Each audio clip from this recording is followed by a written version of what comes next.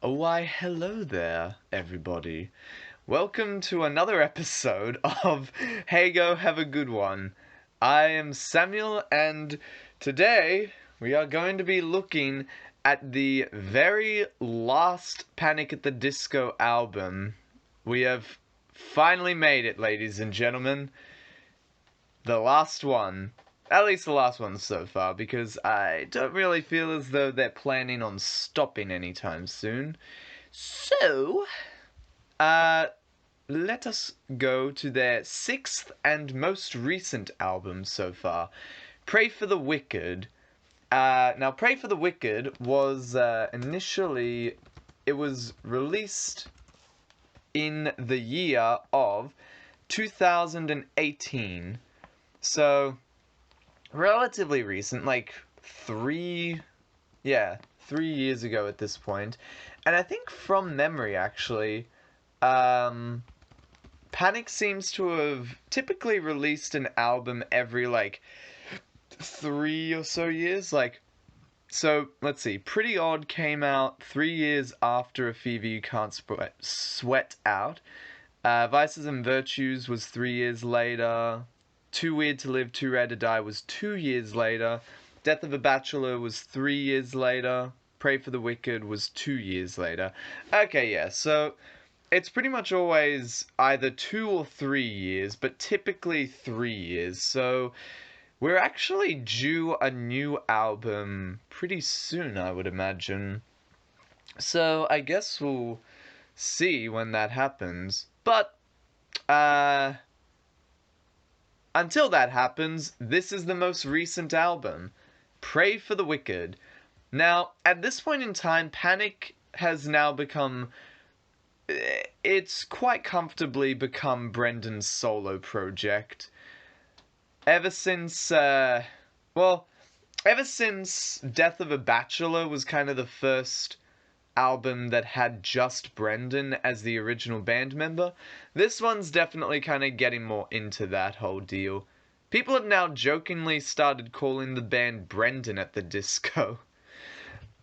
So, yeah. It's definitely become part of his identity, and now, if you look up Panic at the Disco on Wikipedia, it now says that it is a solo project. It is no longer a band. So anyway, now there's a little bit of backstory behind this. So on April 2017, it was announced that Brendan would be making his Broadway debut as a lead in Kinky Boots. He actually started writing for the album during this period, writing the chorus of High Hopes a month before his Kinky Boots debut. By the way, if you've never heard of Kinky Boots or watched it, I'd recommend it. It's good. It's a good story.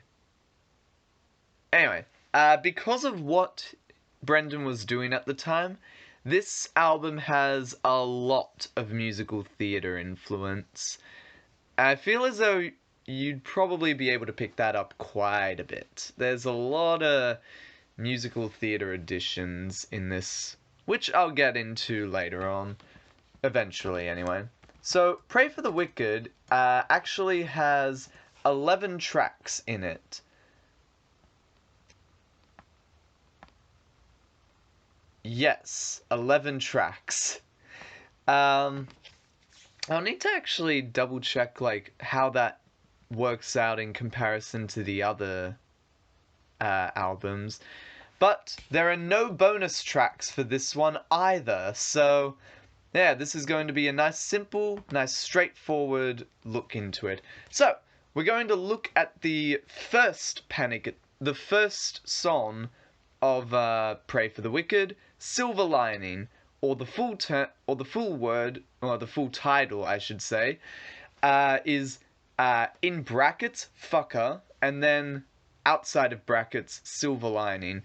I feel as though that's probably there so that you can... What's the word? So that anybody who's like, oh, this is not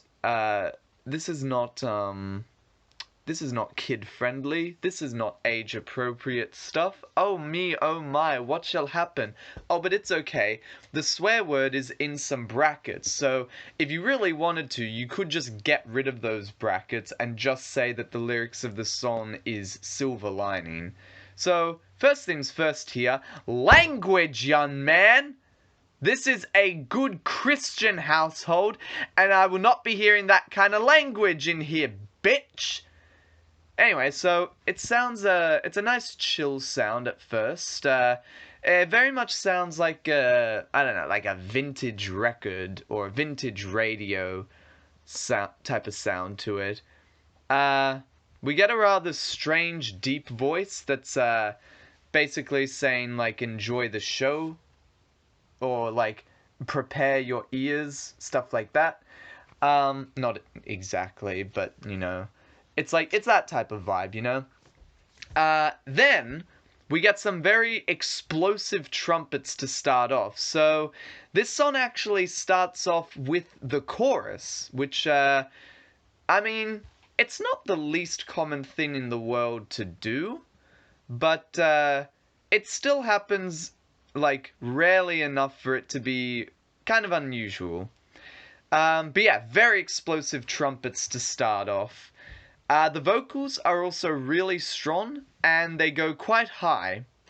The verses kind of pull back on the instrumental, but the vocals stay the same, and even though it pulls back, the punchiness of the instrumental does still remain. The chorus is quite boppy. We get some weird vocal effects before the verses. The vocals are strong and high, but it does sound a lot more effortless than in the previous albums. I know that in some of the other albums I have kind of stated that sometimes when Brendan goes high, it does sound kind of strained. But here it doesn't at all, actually. It sounds like it's very easy for him to do. And if I know one thing about singing and vocal training in that, is that if it sounds easy, then that's a good sign, because it means that you're probably not placing too much effort in your, well, I guess, like, forcing the notes. And that's particularly a problem when trying to hit high notes, but if you're trying to hit low notes, it can be just as bad. Anyway, I really like the bridge. It sounds very nice. It's a nice, I guess, detour from the usual pacing of the song. It's nice. Then we get during the final chorus, we get a censor bleep. Now, this is an odd choice, considering that he had no problem swearing in the chorus before this point. Like, there's a bit, like, every bit it's like he's like, he'll swear, and he'll say the full word, uncensored, but it's just that, just before the last chorus, where the word gets censored, which is weird. It is... Because it's like, you would expect it to either, like, you'd expect him to either censor all of the swear words or none of them. But no, it's like, he only censors one and then leaves the rest. And it's all the same word, keep in mind. So yeah, it's very weird. The backup vocals go very high, and it sounds very cool. Definitely adds to it. So, what is Silver Lining about? Well, it is about wanting to excel at everything and wanting to get the best out of every possible situation. The song centers around the common phrase, every cloud has a silver lining, and cherry on top. Both of those phrases get brought up quite a bit. Brendan flips these idioms on their heads. Endless cherries and a silver lining just aren't that enticing to him. Another way of looking at it is the statement of, nothing's ever good enough. Don't let anything be good enough. I want to be better. We can make it better. It is pretty much extremely perfectionistic. It's all about perfectionism, because they're like, oh, look on the bright side of life. But this guy is like, no, I don't want to just look on the bright side of life. I want to actually be better. I want to make things better. So yeah, very perfectionistic, which, let me tell you, perfectionism, not really all it's cracked up to be. Anyway, so I give Silver Lining, or fuck a Silver Lining, I give it an 8 out of 10. The song is absolutely a bop. It's very catchy, and the message is definitely something to think about. I like how the bridge changes up the pace and the vibe of the song, but that's kind of the only point that really changes much. It very much stays the same the whole time. However, that same thing is still quite the bop. So, 8 out of 10. Moving on, we've got Say Amen, and then in brackets, Saturday Night. I'm guessing the Saturday Night being in brackets is probably because of the much more popular Elton John song Saturday Night is a good night for fighting. Wait, hold on. What's the actual full name of that song? Hold on. Oh, okay, so the full title of that song is actually Saturday Night's All Right for Fighting. Oops. I apologize, Elton John fans. Oh dear. But I do know that whenever somebody brings up Saturday Night, that the Elton John song's the one that always gets brought up. So yeah, anyway, Say Amen. So, this is a continuation of the saga that's been going on in the past few albums. This song is actually the prequel to This Is Gospel, or at least the music video is the prequel to This Is Gospel. We find out a lot more about the Panic at the Disco lore, and apparently Brendan had this thing called the Devil's Key that heaps of people were trying to get. So these guys break into his house while he's getting ready for a date. And Brendan has to fight them all off in a brutal Kingsman style action sequence. And it's like there's even this bit. I just remembered this bit where it's like he's like finding this guy's like running at him with a knife, and so Brendan just grabs all of this cutlery, chucks it in a microwave, and then just sets it for like 10 seconds or something like that. Then he just walks out the room. The microwave explodes behind him in slow motion. Oh, it's ridiculous. I love it. If you haven't watched the music video, do it. Oh, it's great. Anyway, the whole action sequence in that leads to him making out with a girl that was his date. But and things start getting hot and heavy, but then once she realizes that he has the devil key, she beats the crap out of him and kills him to take the key, which then leaves us off with where This Is Gospel starts off. So,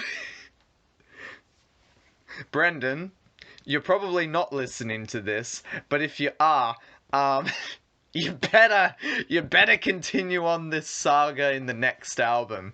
I'm expecting it. I'm expecting a sequel to Emperor's New Clothes.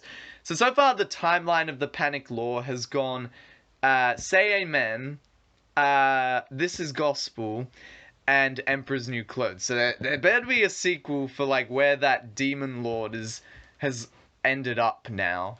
I'm expecting it, Brendan. I expect it in my office on my desk at 8:20 November this year. Anyway, so I should probably actually talk about the song now. So the first thing that we get is this like weird voice effect of somebody saying cold open. I don't know about that. I don't think this would count as a cold open somehow. Then, once the beat comes in, we get these chipmunks repeating Say Amen. And by the way, it is a nice beat. And by the way, it's not actually chipmunks, it just sounds like it. I'm sure you knew that already. I don't know. Anyway, the singing is really nice. It's very nice singing, very nice sound, very good singing on Brendan's behalf. And it's also a very cool build up. I think it was mostly the instrumental that was building up, but like it was a very subtle build up. It wasn't actually too noticeable. Anyway, then we get a big anthem chant at the bit that's like, it's Saturday night! That's not actually what it sounds like, but you know what I mean. Nice, full on anthem, it's Saturday night. And then we get into the chorus. And that chorus, my gosh, that chorus is such a banger! Oh! Mwah! Ah! Yeah! All I can really say is that the chorus is such a banger. Like, oh, it's sick. It's sick. It's like, it is that perfect level of explosiveness with the vocals and the instrumental combining in order to make perfect explosion with that. It's good. It's been a while since I've listened to the song, and I was listening to it while I was writing up the notes for this episode, and oh, I forgot just how good that chorus is. Like, I was headbanging to it.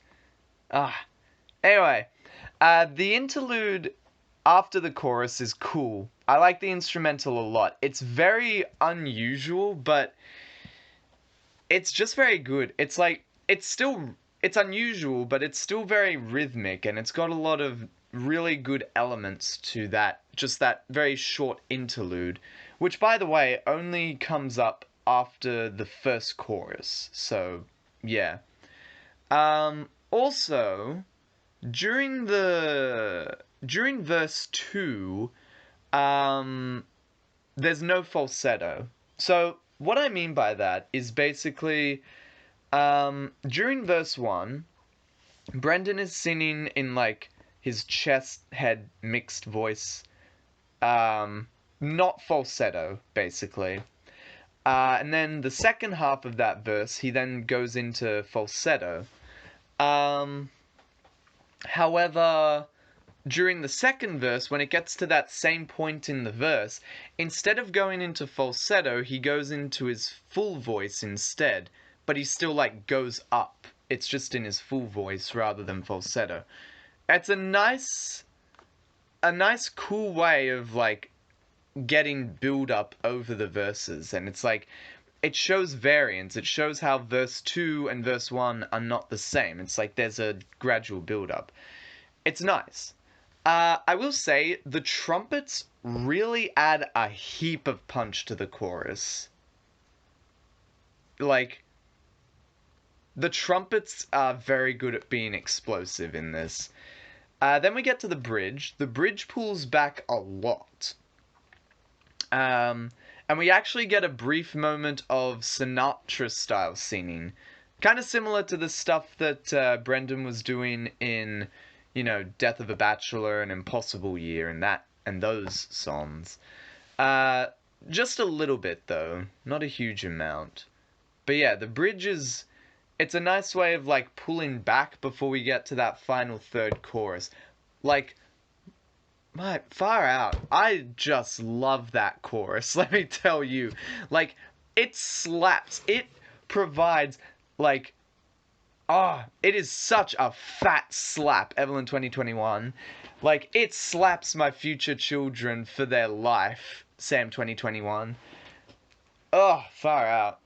That chorus is great. Also, just a word of warning, actually. So after the third chorus, there's like a little, I guess you could call it an outro, where Brendan starts, like, you know, going higher and higher, and then he gets up to this really high note, which I think is actually, is it the highest note that he's done in a recorded song? It might be. It might not be. It's still extremely high, and I will give a word of warning. Beware of that high note at the end. Heavenly Ascent may be a side effect of it. That high note is so good! top tier high note right there. Is that a new episode idea I hear? Are we doing a tier list of high notes? I don't even know what else I would put into a tier list like that. I don't know. That song is so good. It all really keeps you on your toes. Like, that's all I could really say about it after it was done. Oh, it was so good. Anyway, Brendan explained that this song is his way of trying to reconcile his career with his early Mormon roots, which, if you remember, Brendan was raised Mormon. Even though he admits to not being religious at all anymore, he's still reconciling his career with those roots. And despite the fact that he's not religious anymore, he has stated that Say Amen was not intended to spite his religious roots. Wait, what? Were people angry about this song? Really? I didn't realize. I didn't think it could happen. Anyway, so, Say Amen, I give Say Amen Saturday Night a 9.5 out of 10. This song is such a banger! It is awesome! Like, it changes the sound up the whole time, even if it's in subtle ways. It's some of the best singing that I've heard from Brendan. It really shows his range, and the instrumental and overall sound just sounds so good. It's great. Listen to it if you haven't already. Do it right now. Quick. Hurry! Hurry! Time is of the essence! Quick! Go! I will give you a brief moment to pause and then come back for it.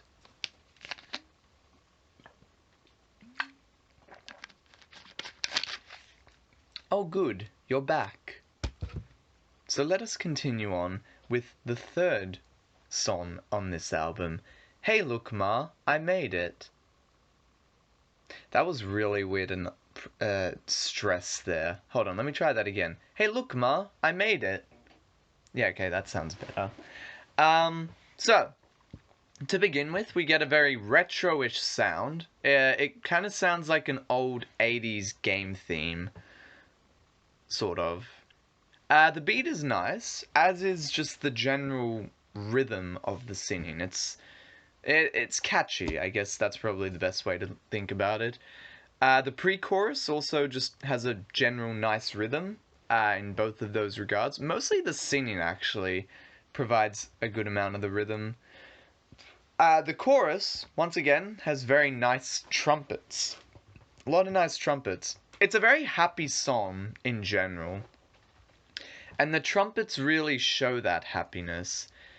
Anyway, then we get the verse then brings up some more personal issues with this protagonist, with fake friends and people who are only using him for his fame and that. The pre-chorus, I will say, kind of sounds a little bit strange, like a little bit, as far as like the high notes anyway. Yeah, the pre-chorus is very cheery, I would say. So, yeah, obviously, I said it sounds strained, but, like, obviously still good things about it. There's also a bit in the chorus, actually, what are the lyrics in the first chorus, actually? Oh, wait, no, I remember, actually. So it's like, there's a bit in the chorus that's like, in the first chorus, it goes like, everything's coming up aces. And then in the second chorus, it changes to, I see it, I want it, I take it. I just thought it was a nice change. Kind of adds variance here. The chorus has been changed up. It's nice. The second rendition of the chorus adds extra beats that kind of breaks up the sound a bit too much, though. That's kind of a weakness for it. In a way, it kind of like... I suppose it's like you kind of like... It kind of takes you out of it a little bit. However, the choir in the background is quite nice sounding. Definitely adds to the sound. And then from memory, I didn't write it down, but from memory, I'm pretty sure that the song just kind of ends, like, rather abruptly. Anyway, the song is a tongue-in-cheek celebration of Brendan Urie's success in the music industry. As a teenager, Yuri's parents were afraid for his future as a starving artist. However, now Brendan is quite well off and is saying, "Hey, look, Mum, I made it." It's a nice backstory with a very nice sounding sound that accommodates that. It's definitely what anybody would want to be able to tell their parents. Anyway, so "Hey, look, Ma, I made it." I give a 7 out of 10. It's a very nice sound. It's just in general very happy. I will say, however, it doesn't really change up that much. Plus, the singing can sound a little strained at times. I know I had said that the lyrics changed things up, but that's kind of just like a tiny little nitpick, I guess you could say. It's like the opposite of a nitpick, where it's like you just point out like a rather small, good thing, a nitpick. Anyway, so next up, we've got High Hopes. Now, this is the song that everybody knows about. Everyone's heard it, and a lot of people I know are kind of sick of it. However, I am not the kind of person to get sick of a song particularly quickly, especially when I like the song, so let's give it a go. I feel as though just as far as mainstream awareness, High Hopes is definitely the most well-known Panic song at this point. And it definitely has made Panic at the Disco a much more well-known group, band, solo artist. Brendan, people know him. Yeah. This is the only song from Panic that I've actually heard on the radio. And I know a lot of people play this song ad nauseum. In fact, actually, I was talking with my mum about the band, and it's like, this song and 9 in the Afternoon are actually the only 2 Panic songs that she knew about. She didn't even know who made the songs, actually. So yeah, anyway, let's go through High Hopes in an unbiased fashion, because I actually heard this song before it was played ad nauseum on the radio. So, we get some trumpets to start off. We get a nice happy sound, rather similar to Hey Look Ma, I Made It as far as general vibe. Very happy sounding. The vocals are very nice sounding as well. They've got a slight rasp in them, which can definitely be a good thing. Definitely shows how Brendan is still... Well, it kind of... his rock stuff, or pop rock stuff, is still prevalent in his singing. Anyway, we then get some strings to accompany the verses, so nice addition. By the way, when I say strings, I'm talking like anything from like a violin, viola, fiddle, cello.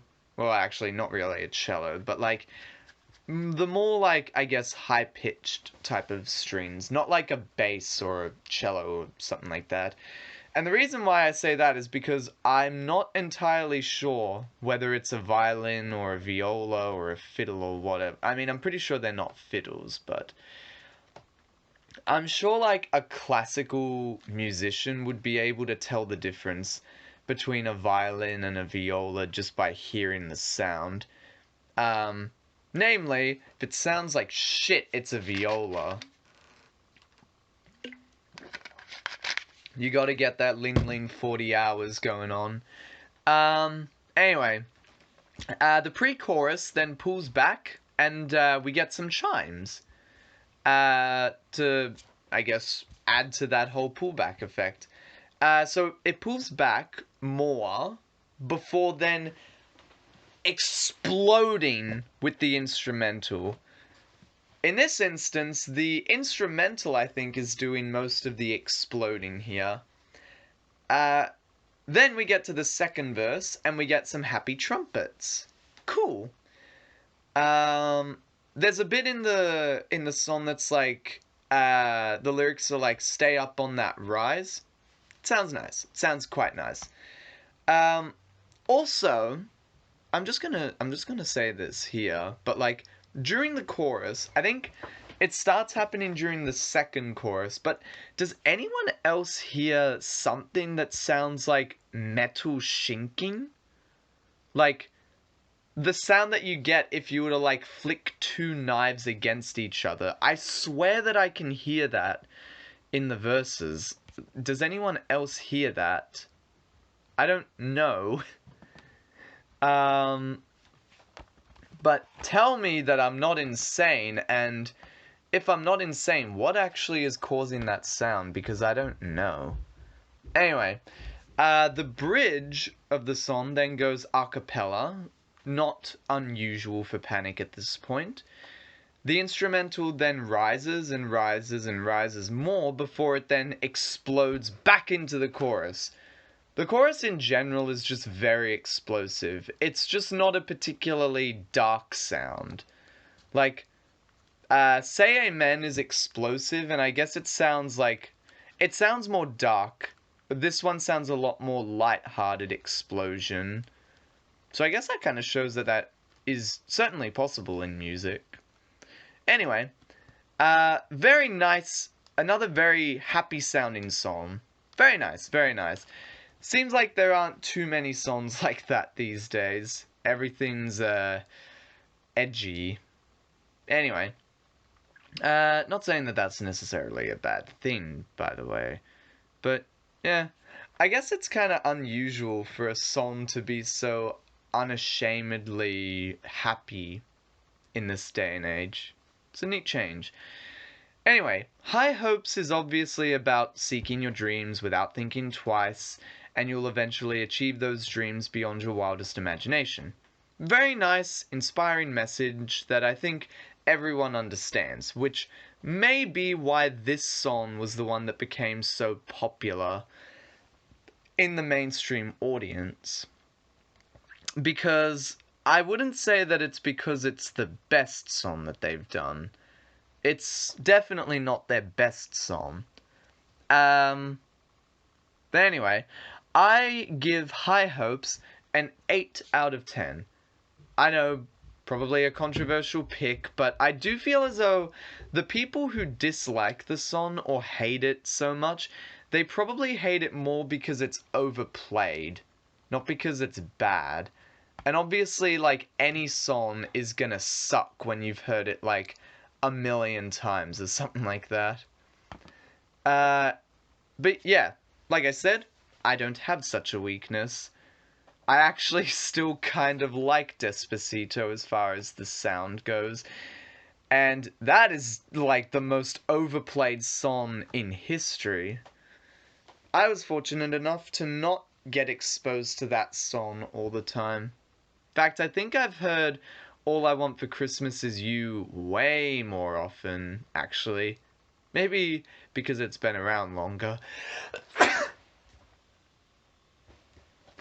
Okay, I obviously invoked the name of that song quite a bit. It brought the chill of that season to... Wait, what am I talking about? I'm in... It's not... Okay, it's not winter when it's Christmas time here. Like, we don't have Christmas in winter. So that actually doesn't make any sense. I don't know, did Mariah Carey just, like, bring the wind of the north there? This is gonna sound really awkward if, like, the microphone didn't pick up my sneeze, and you guys think I'm just going off on a weird tangent like some mental patient.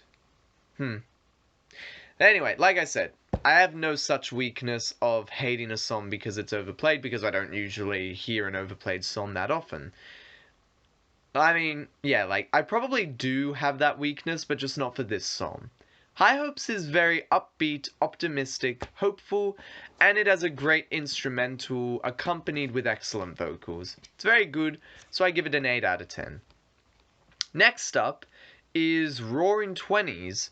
So, there's something about this song, actually, that's particularly noteworthy. Now, a couple of years ago, I had read a website listing the Panic at the Disco songs from worst to best. The songs that were considered the worst were obviously Overture and Intermission in Fever You Can't Sweat Out, because those two, well, I mean, most don't really consider them songs at all. But then this song, Roaring 20, was next from the bottom. So there's at least one person out there who thinks that this is Panic's worst legit song ever. And I'm pretty sure it wasn't just the one website that said, I think there was another one that said this was the worst one. However, we have all reached the Roaring Twenties now ourselves, so I guess we shall see if this song is, I don't know, more relatable now? I don't know. So, we get some horns to begin. I get that it can sound grating to some, like that particular beginning part, but I actually quite like it. We also get some piano to add to the sound. The sound then gets filled in more with deeper horns. I don't know. Trombones? Tubas? I don't know. But they're deeper sounding horns. Brendan's vocals are quite good. Nothing too amazing like before, but still good so far. Then we get a bit where Brendan says, this is the oddest of summers. Oh, ho, ho, ho, ho, ho, ho, ho, ho. No, Brendan. I feel like you'll be having some much odder summers than this one in the future. Oh, you sweet summer child. Sweet summer child? Wait, hold on. I'm gonna actually check this out. Is he a summer child? Hold on. When's his birthday? April. Okay, so he is not a summer child. Oh. Alright. Anyway, the chorus then picks up much more. It doesn't necessarily explode, but all the elements come together quite nicely. It's like a semi-explosion. However, I will say, I do have a problem with one of these lines. Roll me like a blunt 'cause I wanna go home. What is that line meant to mean? Roll me like a blunt 'cause I wanna go... I know what a blunt is, but like... Okay, let's ditch the simile here. It becomes roll me 'cause I wanna go home. What does that mean? America, explain! Explain yourself! What does that mean? Anyway, there's also this rhyming scheme during the verses that's like, maybe I'll medicate, maybe inebriate, and then in the second verse it's like, maybe I'll elevate, maybe I'm second rate. It's nice. I like that rhyming scheme. It's nice. It's fun. It's catchy. That's kind of the best way I can really describe it. Anyway, we get some... It's just all, like, really weird lyric choices. Like, particularly the pre-chorus where he's like, my telltale heart's a hammer in my chest, cut me a silk-tied tourniquet. It's very weird. It's the kind of weird imagery that Panic's always kind of had.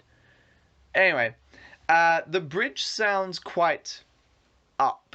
It's got some nice vocals there too. The third chorus gets an acapella, not really acapella, but kind of acapella, chorus line type of sound to it. and then it slows down and gets more percussive before then coming back in full force. Then we get... Oh, we also get a nice slowdown with choir vocalizations, and then some final brass notes to fade the song out. But still a rather quick fade out. It's like Brendan says his last line of "I want to go home," and then we get like horns, and then they hold for like, I don't know, like 1 second or something like that before fading out. So, Roaring Twenties describes Brendan Urie's experience playing Charlie Price in the Broadway musical Kinky Boots. For the record, Charlie Price is basically the main character. Urie was apparently raised on musicals and found himself infatuated with the sound of music and listened to a live record of Les Mis, or Les Miserables, religiously. Good choice. He really resonated with the message of Kinky Boots and found himself in tears and happy to be a part of the show in any capacity. Though the experience began riddled with anxiety, Urie ultimately conquered his fears and found a family on Broadway. So, Roaring Twenties, I give this song an 8.5 out of 10. Now, I will admit the song has shrunk on me a little, but I still have no idea what those articles were thinking, saying this is the worst Panic song. It's not even close to the worst. Its instrumental is very strong. In fact, I think this whole album so far has had the strongest instrumentals out of any album that they've done. But it's also really strong vocally with a nice variation. It's not as explosive as Say Amen, but it's still decently explosive. The only real problem is just that the explosiveness isn't enough for me to put it higher, and some of the lyrics are pretty weird. Particularly that "Roll Me Like a Blunt" one, that's still quite weird. But anyway, 8 out of 10. Next up, Dancing's Not a Crime, another rather popular song. Like, I feel as though the most mainstream popular songs from this album have been High Hopes, Hey Look Ma, I Made It, and Dancing's Not a Crime.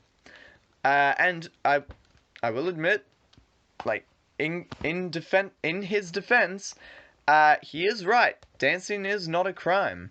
Unless you live in the world of Footloose, which still never was the greatest movie in history. So, anyway, we get a rather strange intro. It sounds kind of like static, and those chipmunks come back in. Anyway, then there's a bit... The first lyrics of the song are Brendan saying, "I'm a moonwalker, I'm like MJ up in the clouds." Okay, bit big-headed of you there, buddy. It's a quite catchy verse, though. Punchy instrumental, very full sound right off the bat. The chorus is quite the solid bop. Also, again, is it just me, but does anyone else hear a weird, like, echo sound that can be heard throughout the chorus? It's like, the bit that's like, dancing, dancing. Surely it's not just me, right? Also, the bit in the chorus that's like, dancing on a crime unless you do it, do it, do it, do it, do it, without me. Sounds nice. It just sounds nice. He goes high and it's like, nice. The rhythm of the lyrics changes a little in the second verse, but other than that, it stays the same. During the pre-chorus, it's like, he mentions, "I'm going insane and I don't care." Seems like he's been insane for a while at this point. Remember Crazy Equals Genius? He was very much embracing that insanity again. The horns in this song definitely add a lot to the sound. The bridge changes up a bit. So, also in the bridge, there's a lyric that's like, "Your boyfriend, girlfriend," or "I just want to be your boyfriend, girlfriend, oh yeah." I get what he's doing. I get what he's meaning when he says that, but that line just doesn't sound good, lyrically. I'm sorry, alright? I know what he's doing, but, doesn't sound that good. The chorus is basically the same each time. The only difference is the horns change up a bit towards the end of the third verse. They kind of get a little bit fancier with their playing.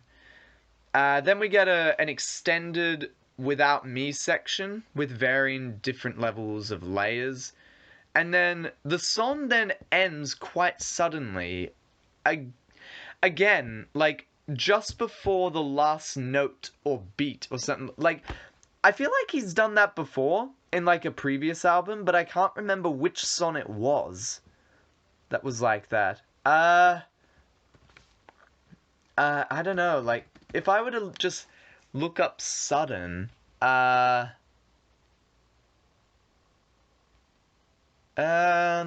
apparently nicotine ended quite suddenly as well. House of Memories. Oh, I think it was House of Memories that I thought the same thing. 'Cause yeah, it was like it ended just before the last note or the last beat or something like that. Yeah, yeah, yeah.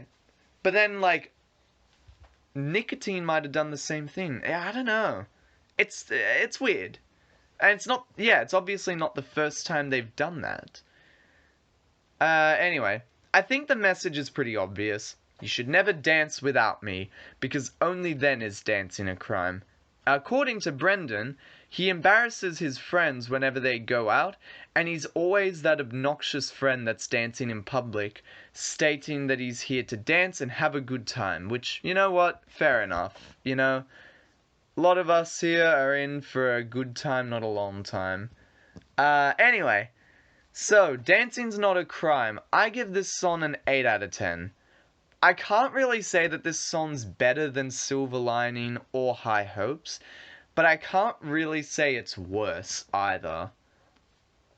The song's yet another bop, very full sound, not really explosive or varied, but it's still very strong both vocally and instrumentally. And with that, we have basically reached like a little bit past the halfway point for Pray for the Wicked. So, I'm going to cut it off here because it's basically been 48 minutes at this point. So, I will see you guys next week for part 2 of Pray for the Wicked. And until then, I hope you guys have a lovely week, have a lovely day, and have a good one.